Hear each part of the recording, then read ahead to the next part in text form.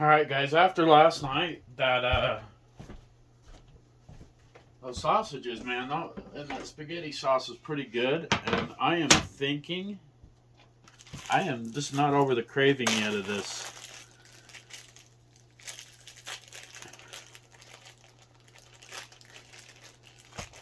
Dang it, they're still frozen.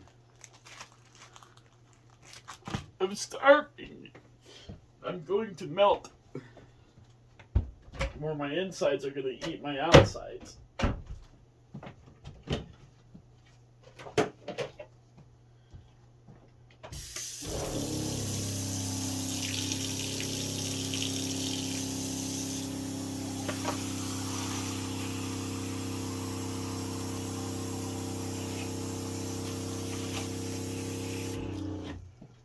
Alright.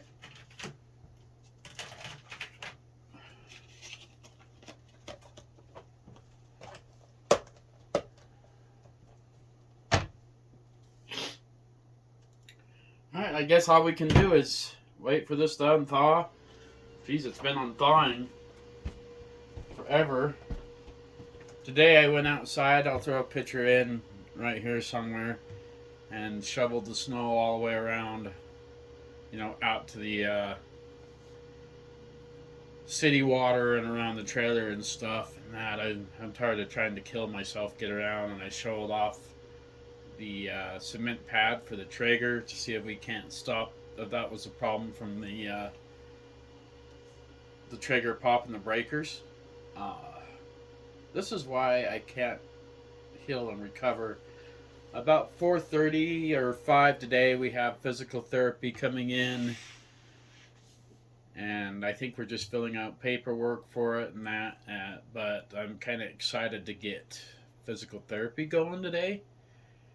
Oh, a little scared at the same time. That'd been really, really nice and convenient if the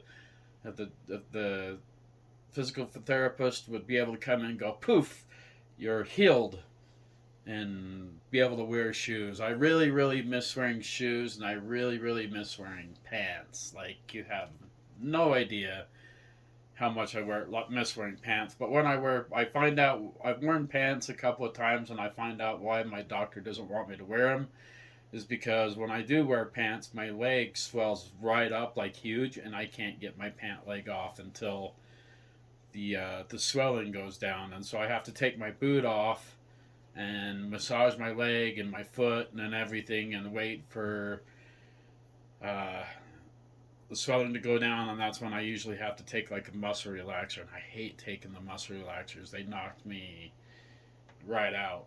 Oh.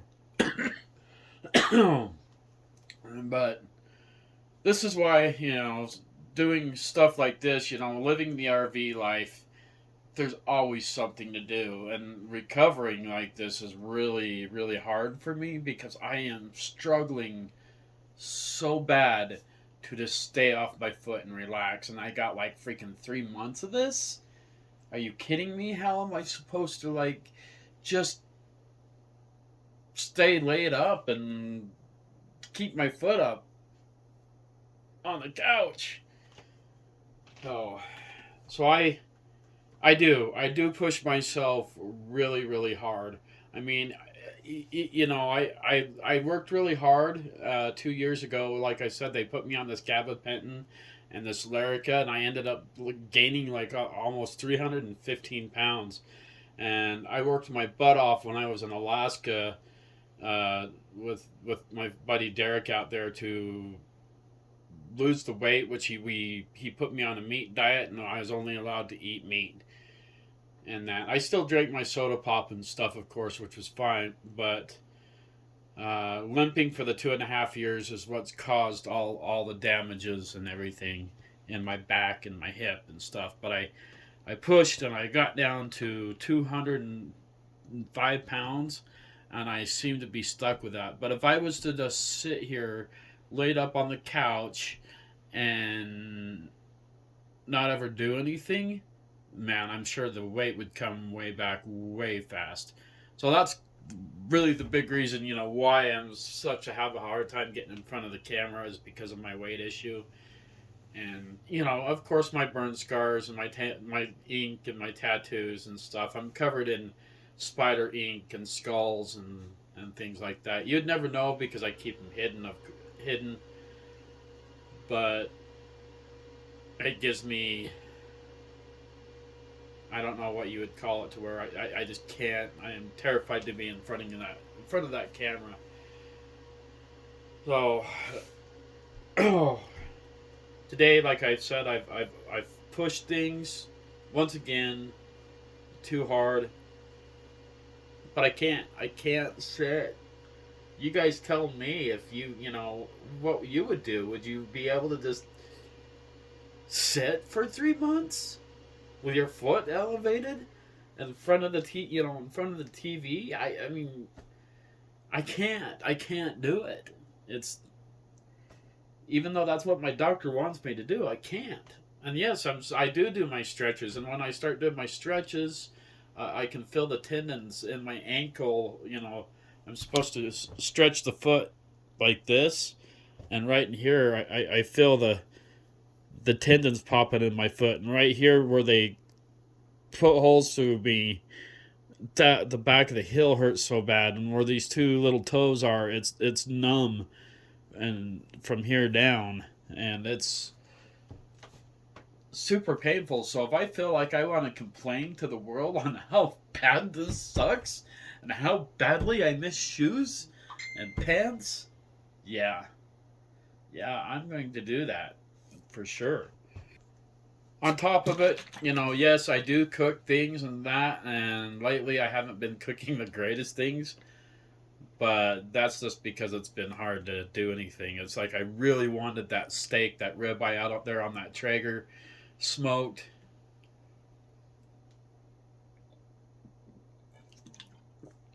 So if you ever find yourself, grab you a V8. V8s are good, lots of protein in them. But hopefully we could get this Traeger back up and going to where it's not popping the breakers. I'm pretty sure it's because it was all the wet. In this RV park, when the ground is wet, we get what's called hot skin, and I've explained this before. Hot skin on the RV is where the ground is wet, or we're right underneath power lines, so anything can turn around and magnetize or electronitize what I'm trying to say. Where the metal, if you touch the metal of your RV and you get like a spark or a shock, it's not going to kill you. It probably could, but it bites you. It stings a little bit. There'll be times where I've went to undo the cap of the sewage line, and I've touched the bare metal on the frame, and it's zapped me and that. But what I've turned around and done to kind of solve that is I took my great big tow chain that I have, and I wrapped it around the frame and set it on the ground, and that kind of seems to be working for now. But when the water starts unthawing like this, when the weather starts warming up, the ground gets wet, and then I think the electrical current with all the water is grounding out the Traeger, and that's what I'm really thinking is happening, because I tried two different extension cords, and we on our electrical box. I tried they got a little box out there that you can plug stuff into that we're not supposed to use, but I just did it to test it to see if if it was the trailer that was having problems, and or the electrical box that was having problems, or if it was the Traeger itself. And when I plugged it into the electrical box on the outside, it popped that breaker too. So there's definitely something going on with the Traeger and I'm pretty sure it's going to be the wetness. If you guys do have anything that would help me out to kind of try to figure this out with the Traeger, that would be awesome, because I've never had a problem with the Traeger ever before, and this is the first time I'm having problems. So I'm thinking that's the water and the around the ground and stuff like that. So, but I've really enjoyed the way that came out on the brats. I'll probably never eat brats like they're supposed to be eaten like ever again, because that was really good. And I'm like, man, there are so many things that we can do with this, not just like spaghetti. We just had that leftover spaghetti sauce, and I'm like, oh, okay. And the waffle toast, that was really good. So that was awesome. Oh, I'm just trying to finish off the rest of this V8 so I can make room in the freezer. So,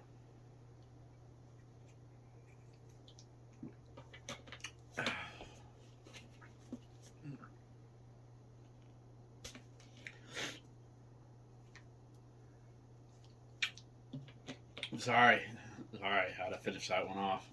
I've really enjoyed opening up and sharing my story with you guys and the things that I've been through with this workers' comp. It's like when I did first start all this, this YouTube channel, I didn't think it was going to turn out to be the way it is now, and what I do.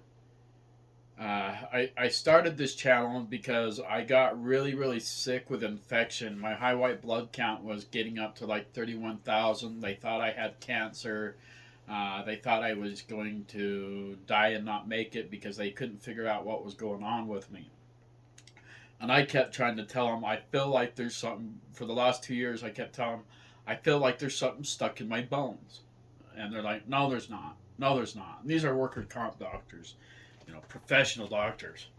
And they're like, no, it's not. And they cut me off. I was on workers' comp for a while, and I was getting money, to live. And then they sent me into this, what was called an IME doctor, and he's the doctor that turns around and he takes and looks at my foot and everything, and fills it with his hand. Oh, you're fine. So, and then they ended up cutting me off the workers' comp, and I tried going back to work at that point in time, and then I kept telling my boss, I'm like, my foot's still hurting. The doctor pulled me back in, and that's when the doctor turned around and said, okay, light duty. Well, nobody at work would let me do light duty. They kept calling me a puss, and I'm like going, I worked for the landfill, and they said, you just got to, the boss was okay with me doing light duty, but my coworkers were like going, you're being a puss. Go in and freaking get tires and stuff out of the building, when they come in. And so it's like I didn't have a choice. So I kept, I'm not the type of the person to say, I'm not a puss, I'm going to do it. But I kept doing it, And my boss got mad at everybody around and turned around and said, hey, Ed is on light duty. He's supposed to be sitting here on this block in the shack directing traffic. And I loved the job. I loved working for the landfill. It was awesome. But the doctor, where my boss pulled me off into the office and told me, you're too much of a liability. I can't have you working and injuring yourself. You're supposed to be on light duty and you're not doing it. So I'm going to have to I'm going to have to let you go.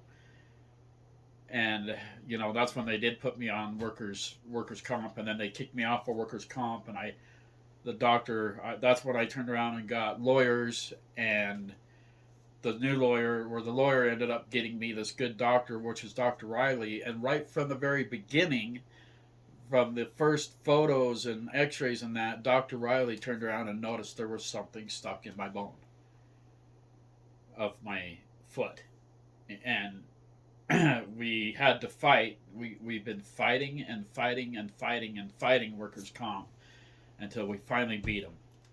Finally got approved to do this surgery. And that's where we're at, kind of caught up today. But there was a time where I was so tired of going into the doctors alone, I was getting blood drawn every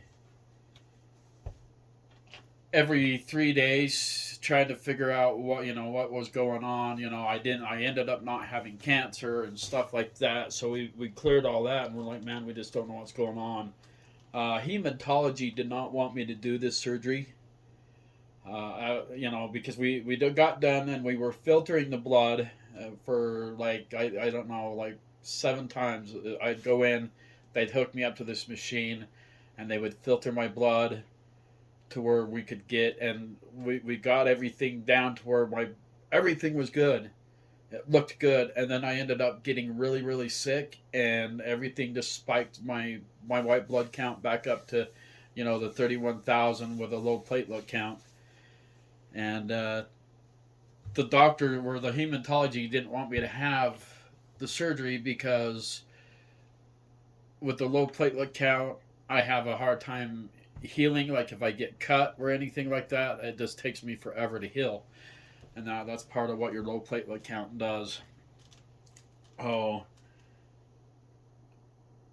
so I ended up, me and the surgeon, Dr. Riley, decided that I'm never going to get better if I don't get this piece of plastic out of my foot. If I don't get it out, if we don't do the surgery, I'm going to die.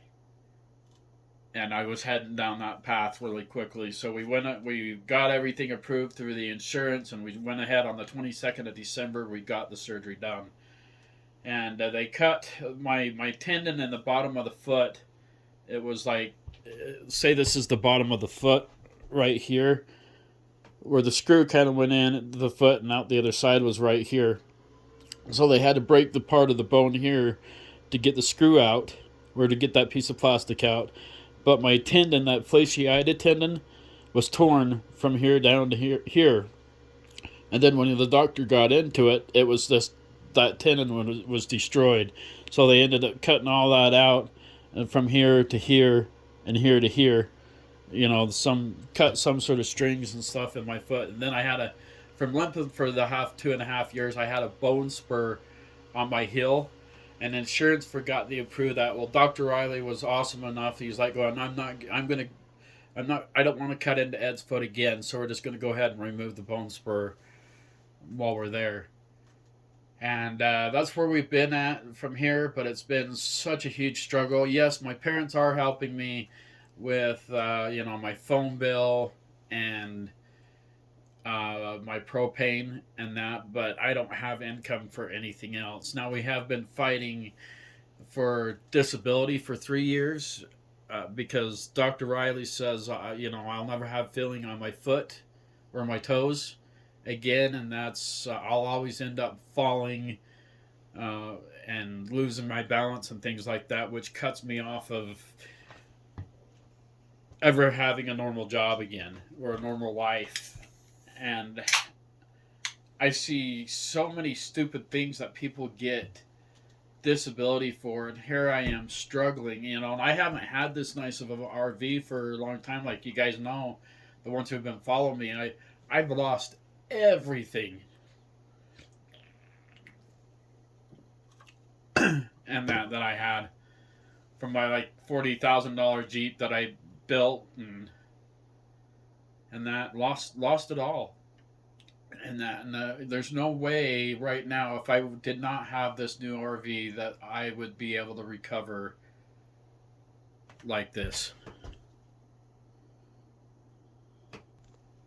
I have the only thing that I've ever bought new for myself is the cell phone I'm using right now, which is the Note 10 Galaxy Plus thing, and the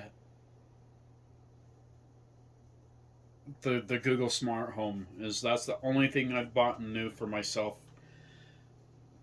So other than that, I've always had hand me downs and like the TVs and the big screens and that. My friend Jerry Brackett, he built the big screen for me. He's really smart when it comes to the stuff like that. He built my computer for me, and the TV that's in front of my fireplace, I ended up getting that free. When it comes to people, I'm like really, really gullible, but I like to see people do good in their lives. And the type of women I've had in my last 4 failed relationships that I've had, I've always given out and I always take care of their kids and things before for me. Um, and so it's made it to the point now where I'm terrified to put myself out there to be in a relationship with a gal I would love to, but it's just so scary to try to get involved after everything I've been through in my life with women, and helping people, and I'm always been willing to help, and I don't know how to say no when it comes to helping people in that way. Kind of like with the trailer, my old RV that I had is, it's like they pull up and their kids are all dirty and their babies, and they're telling me that they're living out of their cars, and they promise me, oh, we'll make sure you get your money. You'll never have a problem with us, and we're clean. And I later on I find out that the guy went to jail and endangered his got 2 tickets for child endangerment, lost his vehicle to a DUI and for drugs. And I ended up being honest with everything that the RV needed. I didn't want the family, the little babies, to be homeless, and I dug up the extra money to get the shower and stuff going so they could have hot baths and stuff, and I never saw any money from them.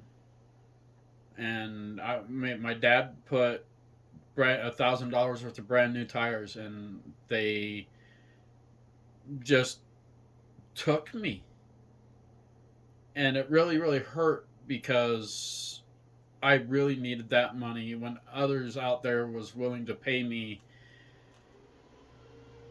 outright for the trailer, but because I have a big stupid gullible heart, I wanted to help this family, and I did. And that's just what I get. Oh, for helping people. And now I'm out $3,000, and there's nothing I can do. Yeah, sure, I've reported it stolen. Uh, the kid the kid gave me a title on his truck, and he ended up selling the truck out to other people. Instead of giving me the money, he spends it, and now I have 2 titles that are worthless, and I'll probably never see that trailer or the money again.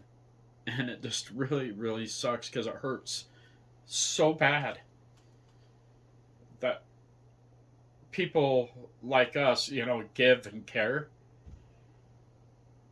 And I was really depending on that money to be able to survive, because I haven't had any income for anything. I'm always struggling. Where am I going to get the fuel, to be able to get to my doctor's appointments? I can't go anywhere. I can't. It's like my home is like a jail cell in a way. It's an amazing jail cell, but it's like I don't have the freedom right now to do things in that without the income. And it's hard. It is so hard. So, but I try to stay positive and stuff like that. And when it does come to dating women, I am just so scared to put myself out there again. Sure, everybody wants to feel loved and be loved, but it's like, the dating scene anymore. It's like they say, women, like, there are some really good women out there, and there's some really pretty women out there. And I have no problem talking to them, but it's I'm scared to let myself in, and that it's just safer to stay single. And that maybe one day somebody will be able to put up with me, with all the crazy stuff that I do, and that. But yeah, it would be nice. It's been so hard, like it's like I don't have anybody here. Like if I want a simple drink, like a simple Mountain Dew, I have to get up and I have to do it. I have to get up and switch the propane. I have to get up and put water in the tanks. I have to, you know, do everything for myself because I have nobody out there to help me. And it's like it this has been so hard. so hard to do. And I want to share that with you guys because it's like you know, it's like you know, I feel like you can't give up.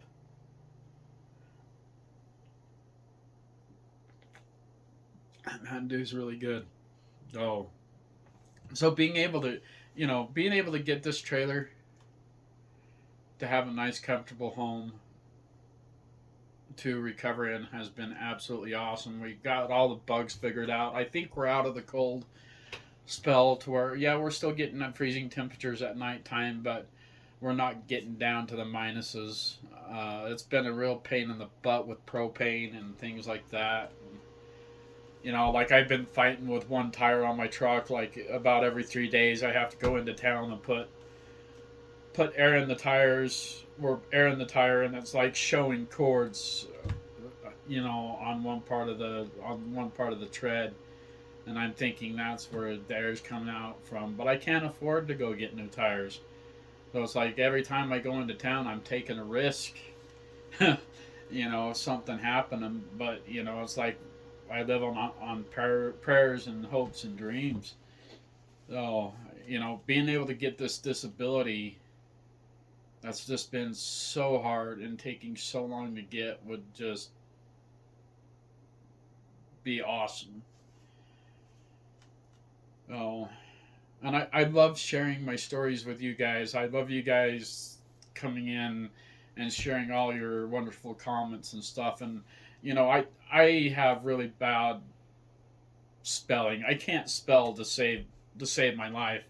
And my Google thing, you know, it doesn't work. You know, people are saying, hey, you know, turn around, tell me, hey, put your, you know, how do you spell, you know, and I can literally do that, and my phone will not freaking spell it out. So, like if I turn around and type in this, it'll spell thus, like THUS, and so I give up on trying to learn punctuation and correct spelling. I don't understand any of that. That's where my downfall is. So the people that turn around and yell at me and say, "Yeah, use correct punctuation, please." No, I'm not gonna do it. You just kind of gotta bear with it. Oh, but so I just kind of laugh it off. You can try and teach me, or you know, say you know like degrees. If I turn around, I'll turn around and put in. I know it's spelled DEGREES for degrees, but as soon as I put it in my phone, it cancels it out and turns around and spells it DAGREES, and by the time I've already put it into the system, it was too late. So sorry about the punctuation and that, guys, but I'm not awful bright when it comes to that thing with that. So yeah, if you guys can catch spelling and stuff like that and help me fix it and help me learn that, that would be great. And I do love hearing you guys and from you guys. Uh, I found out there's so many amazing people out there around the world, and I try to reach out to every single one of you, and that's kind of what keeps me going during all this. And that because the most time I live, you know, I'm like vampired out and don't want to see the outside right now because of the snow on the ground. Once the snow goes away and we start getting into the warmer weather, yeah, I'll start opening up my blinds and stuff and being part of seeing the outside. But it's like right now you look out there and you're like, going, oh my gosh, it's cold. I don't want to see it. Oh, I am really excited for to get this physical therapy today and get that started. I'm really, really glad that they're able to come to my home to do it, and I'm glad I have a nice enough home to be able to do it in. Oh, it'd be pretty embarrassing to have that old trailer. Oh, and that, but I'm not gonna lie, it's tough, and I can't sit down and relax for 5 seconds. I feel like I have to constantly be doing something. Like last night, I turned around here. I'll show you guys. So, I turned around and for like 3 hours, just cleaned and detailed everything. I'd really love to play my Nintendo Switch, but I think I'd have to get a motion sickness pills so I can learn how to play video games. You would think somebody like me would be into the video game world, but when I was younger, the only thing we was allowed to have was the Atari 2600. That I can play. But any of these other games, I end up getting like a motion sickness like really quick. So it kind of just sits there. There is a game that I did start getting into, which was I can't even remember now. We'll have to plug it in and see what it is. Oh, but it's like I totally went and detailed everything in the home just because I couldn't sleep. Oh. And that the ones who are new that haven't seen all this yet, but yeah, it's like everything has to be Hello Adventures. Like perfect, straight, clean, like even coming to my clothes is how bad it is. It's like everything is like hung a certain way, like you know, all the pictures, you know, of stuff have to go on the back, and it goes from darker color to lighter, you know, light to dark. The hangers are all, you know, somewhat correctly, you know, you know, it's just weird how bad my OCD is, you know, to everything hung up. And if you guys haven't seen my closet, you know, it's got the whole shoe rack and everything. Yes, I used to paint cars, also before I decided to, you know, to start working for somebody else. So I got a lot of automotive and detailing stuff. And that up here, sorry about the flashing light. This is my onboard generator, and which is absolutely awesome. It's hooked to the propane, and it hooks to the propane. So it's like when the power goes out, which it goes out a lot here. You know, it takes 3 minutes. You know, once it activates, it takes 3 minutes for the power to kick on, and it runs everything. So you know, it end up being okay there. But there's so much space in that, underneath here. There's stuff, or you know, storage and things. We have a safe that's actually bolted down and stuff. And yeah, I got my little candy stashes. It's like I got my Swedish fish on this side, and I got snacks on this side, which is mangoes or dried mango fruit. And that, you know, I've showed all this, you know, many times, coat closet, you know, which that is like super bugging me, but I kind of running out of room. I need to figure something out. And that, but awesome home to recover in. So, but I just went to town and spent 3 hours totally detailing, cleaning. You know, right now it's been really, really hard to shower. I can't, you know, I can walk on my foot with the boot on, but as soon as I take the boot off, I have no strength in the foot, and it just wants to collapse out from underneath me. So I can't wait to get this physical therapy started. So since I filled the batteries up with distilled water, the system in the RV has been doing a lot better. And that, here's a trick, here's a hack. Well, not really a hack, but You know, in your RV refrigerators, when they start getting ice build up like this, the reason that is because the sills, as you can see here, and here on the fridge, the sills are bad, so the air and the moisture gets in and causes your coils to freeze up. So I have to get in here and pull the, for some reason it's not doing that. I cleaned this off really good and it seems to be working a lot better. Usually this builds clear right up with ice, and I have to take and clean everything out. The freezer, this is the same thing with your fridges at home.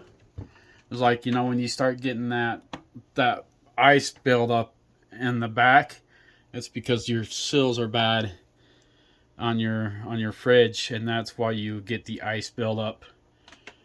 So there's not a whole lot of content I can do right now, but to keep you guys up with my progress, and I'll let you know how, you know, with throughout the things and the winter series, to see how we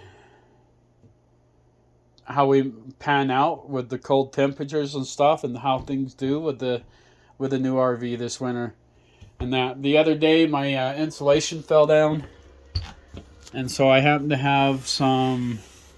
I wish I would have thought of this when I first started. I don't know if you guys can see it or not, but that insulation stuff, that sticky stuff, the foam tube kept coming out of this, and I got tired of it and pulled that out. And this seemed, I wish I would have figured this out before putting that insulation all the way around it, because this is really, really working well. And I might end up doing that instead of the foam board, the foam tube, and end up taking this stuff back. Oh, because that I don't know what's better, is that or that on the insulation, but you guys tell me. All right, guys, we'll get back. We'll see if our sausages. Oh, yeah, they're unthawed, so I'll get that kind of cleaned up. We'll come back to that. I don't know what we're going to do for dinner right now. I'm really bad at eating. You know, when I do eat, I've been on this 1 meal a day thing for like my whole life, and you know, it just sucks that I do that to myself. So it's like when I do eat good, it's 1 meal a day. Other than that, it's like the last few days I've only eaten, you know, dinner and what I show you. So, but yeah, let's I'll get this here kind of cleaned up and get ready. We might have to cut the video short and come back to you because the guy's supposed to be coming in. All right, guys, so we got all the paperwork all filled out for physical therapy, so that'll start here soon. So I'm really looking forward to getting all that. So I'm not sure where we left off. You guys will have to let me know. But since I started doing these brats this way, I need to do it. So all I do here is the package that they package in is I cut them off. I'm sure you guys have seen this in other videos, but man, it really makes a better brat. I think it makes it easier to eat with not having this on, and it's a lot more flavorful.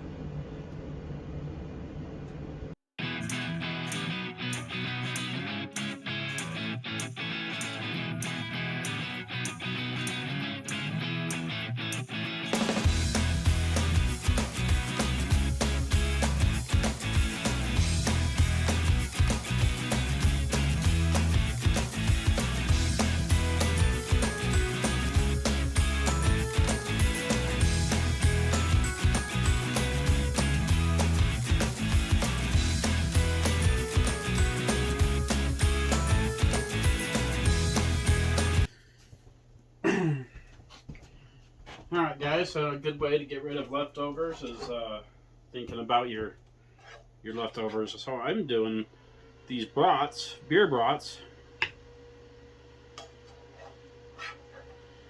with an egg.